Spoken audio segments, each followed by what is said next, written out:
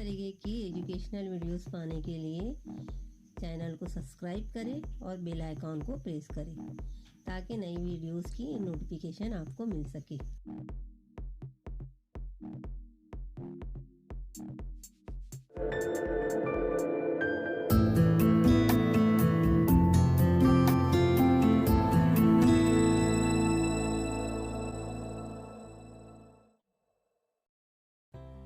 Dear students, today we are going to see explanation of 10th class lesson 2.2 The Boy Who Broke the Bank. Students, we have seen it's the first part, so we will continue second part. Page number 49. A large shady tamarind tree grew at one end of the bazaar, and it was here that Mrs. Shrivastava found her friend Mrs. Bhushan sheltering from the heat. बाज़ार के एक जानिब टमरन यानी इमली का सायेदार पेड़ था, जहाँ मिसेस श्रीवास्तव ने उसकी सहेली मिसेस भूषण को धूप से बचने के लिए खड़ा हुआ पाया। Mrs Bhushan was fanning her self with a large handkerchief. Mrs Bhushan बड़े से रुमाल से अपने आप को हवा कर रही थी। फैनिंग का मतलब होता है हवा करना। She complain of the summer, उसने समर यानी मौसम गर्मा की शिकायत की। We she affirmed was definitely the hottest in the history of Peepal Nagar, जिस पर मिसेस भूषण ने तस्दीक की। अफर्म्ड यानी तस्दीक करना कि पीपल नगर की तारीख में डेफिनेटली सबसे गर्म दिन था। She then showed Mrs. Shrivastava a sample of cloth she was going to buy, and for 5 minutes they discussed its shade, texture and design. उसने मिसेस श्रीवास्तव को एक क्लॉथ का सैंपल बताया जो ख़रीदने वाली थी। फिर 5 मिनट तक वो उस पर डिस्कस करते रहे, उसके शेड पर, उसके टेक्सचर पर और उसकी डिज़ाइन पर। Having exhausted this topic, Mrs. Shrivastava said, "Do you know, my dear, that said Govindram's bank can't even pay its employees." जब वो इस टॉपिक से उकता गए, एग्जॉस्टेड यानी उकता जाना, तो उसने कहा, मिसेस श्रीवास्तव ने मिसेस भूषण से, क्या तुम जानते हो कि सेठ गोविंदराम की बैंक जो है वो अपने एम्प्लॉय को तनख्वाह भी नहीं दे सकती। Only this morning I heard a complaint from their sweeper who hasn't received his wages for over a month. Wages यानी तनख्वाह। आज ही सुबह मैंने उनके झाड़ू वाले को शिकायत करते हुए सुना कि इसे 1 महीने की तनख्वाह नहीं मिली।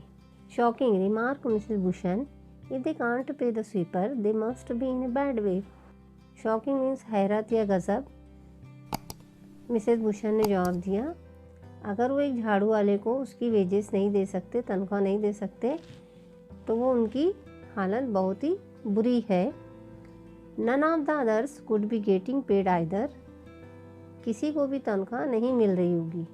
She left Mrs. Shrivastava at the tamarind tree and went in search of her husband, who was sitting in front of Kamal Kishore's photography shop, talking with the owner. उसने मिसेस श्रीवास्तव को इमली के दरख्त के पास छोड़ा और खुद अपने शौहर की तलाश में चले गए। इन सर्च ऑफ यानी की तलाश में जाना, की तलाश करना। कमल किशोर की फ़ोटोग्राफी की दुकान के सामने इसके मालिक से गुफ्तगू करते हुए बैठा था। So there you are, cried Mrs Bhushan. अच्छा, आप यहाँ हैं, मिसेस भूषण ने चिल्लाकर कहा। Had you remained stationary in one shop I might have found you, but you go from one shop to another like a bee in a flower garden. Stationary का मतलब होता है स्टबन, नॉट मूविंग, एक जगह ही रुकना। कहीं नहीं, mister Bhushan ने जवाब दिया। अगर तुम एक दुकान में ठहरे रहती तो मैं तुमसे मिल लेता, मगर तुम तो एक दुकान से दूसरी दुकान पर जाती हो जैसे इसके शहद की मक्खी फूलों के बाग में घूमती है। Don't start grumbling, the heat is trying enough. I don't know what's happening to Pipal Nagar, even the banks about to go bankrupt. Grumbling का मतलब होता है बड़बड़ करना या कुरकुर करना। वो कहती है कुरकुर करना मत शुरू करो, पहले ही गर्मी ने परेशान किया है। पीपल नगर में क्या चल रहा है किसे मालूम। बैंक पर भी दिवाली का वक्त आ गया। बैंकक्रप्ट का मतलब है without enough money to pay what a financially ruined. What that? said Kamal Kishore, sitting up suddenly. Which bank? क्या कहती हो? कमल किशोर फौरन उठ बैठा और कहा, कौन सा bank? Why the People Nagar Bank, of course. I hear they have stopped paying employees. Don't tell me you have an account there, Mr. किशोर. क्यों? यही पीपल नगर बैंक. मैंने सुना है कि उन्होंने अपने एम्प्लॉयज़ को तनख्वाह देना बंद कर दिया है. मिस्टर किशोर, कहीं आपका खाता तो नहीं है वहाँ पे?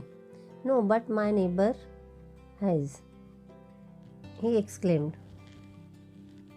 उसने हैरत से कहा कि मेरा नहीं, लेकिन मेरे पड़ोसी का है.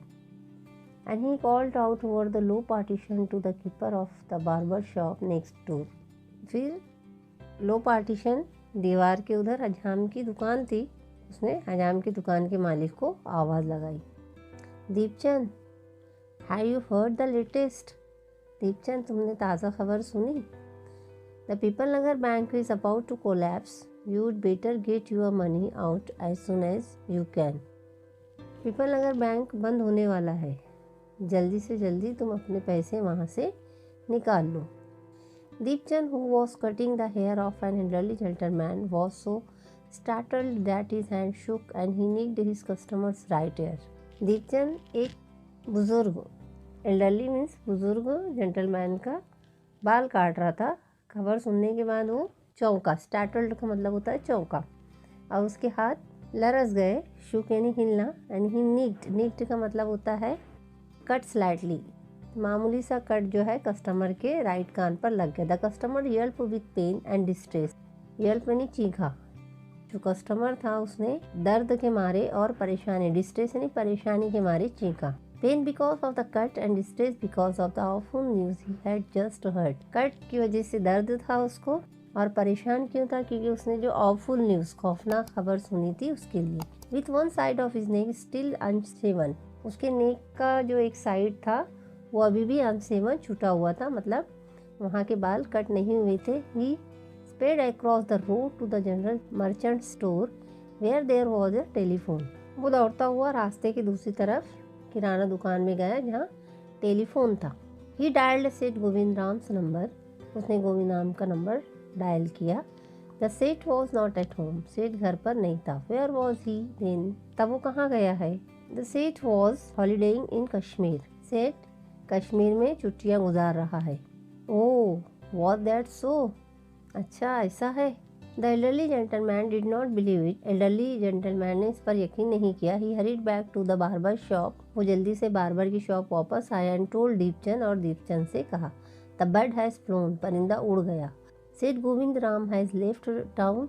से गोविंद राम ने शहर छोड़ दिया. Definitely it means a collapse. हकीकत ये एक दिवालिया है, बैंक की बर्बादी है. Then he dashed out of the shop making a bee line for his office and cheque book. Bee line का मतलब है द डायरेक्ट रूट, यानी कि सीधा रास्ता. वो सीधा ऑफिस की तरफ चेक बुक लेने निकल पड़ा. The news spread through the bazaar with the rapidity of forest fire. ये खबर पूरे बाजार में जंगल की आग की तरह तेज़ी से फैल गई. रैपिडिटी मीन्स तेज़ी से. From the general merchants it travel to the shop. जो जनरल मर्चेंट्स थे वहाँ से वो दुकानों पर ट्रैवल की, मतलब वहाँ से दुकानों तक पहुँची. Circulated amongst the customer.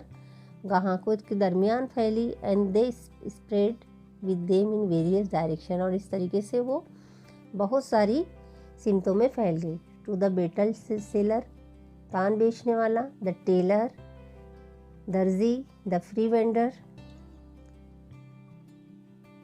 ठेले वाले.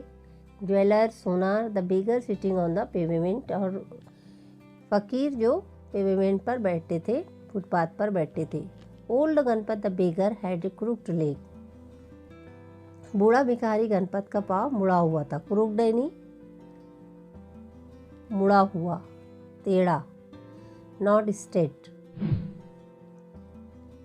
ही had been squatting on the pavement for years. Squat का मतलब होता है ऑक्युपाइंग, यानी किसी चीज़ को इस्तेमाल करना या उस पर कब्जा करना. सालों से उसने उस फुटपाथ पर कब्जा किया हुआ था. वो वहाँ बैठता था. Calling for arms. आर्म्स यानी भीख.